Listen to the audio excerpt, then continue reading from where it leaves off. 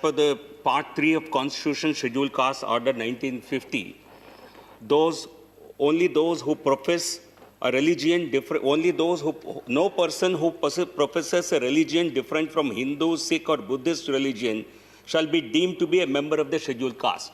So indirectly he has answered my question that people erstwhile scheduled caste who converted to Christianity or Islam are ineligible to contest from reserved seats.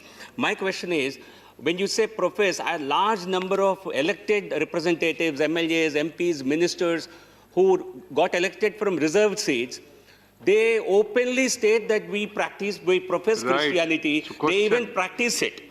So they even propagate it. Therefore, I would like to ask the Honorable Minister, as a government that is interested in protecting and promoting interests of scheduled castes, what protection can you give to scheduled castes who belong to Hindu, Sikh and Buddhist religions to get elected from these reserved seats? Thank you. I must begin with a word of apology, sir. In clause 5 of this answer, there is some grammatical error, sir. I sincerely apologize. I had given instructions, sir. It should be read, sir.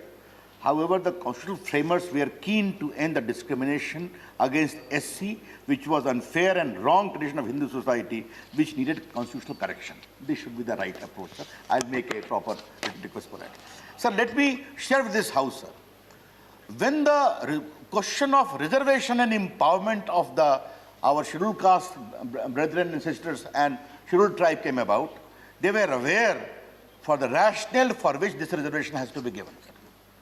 Scheduled caste discrimination was a wrong practice of Hindu society. They were aware. And our tribal friends were away from the society in jungles. They needed to be brought in the mainstream. Therefore, it is only these two communities who, apart from reservation in education, employment, have been given political reservation. Therefore, 1950 Scheduled Caste Order clearly states this shall be available only to Hindus, and later Buddhists and Sikhs were added because in the constitution they are part of the same rubric, sir. The law is very clear, sir, and we uphold this law. We don't want to dilute this law. We don't want to make any compromises. Right. If there are any specific questions of any specific MP's behavior, MLA's behavior is there, that can be looked into. But the status of law is clear, and the Representation of People Act is also clear. You must be a proper scheduled caste assigned under 341 in a particular state. Right. Second supplementary. Yes, so because there is a gross misuse of a constitutional provision, I request Honorable Minister to consider having a special provision under Part 2 of the Representation of People Act dealing with disqualifications because such a mention will actually empower the courts and even the Election Commission of India to adjudicate on matters concerning the ineligibility of some candidates who get elected from reserved seats but have converted to other religions like Christianity or Islam. Don't mention religion. No. Sir, as far as this particular part is concerned, sir, there is a very robust provision of challenging the election in the election laws of India.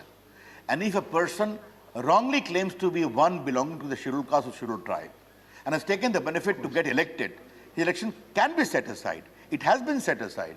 Therefore, a proper, robust mechanism is there. At the time of nomination also, before the returning officer, objection can be filed, and there is no proper certificate, his candidature can be rejected.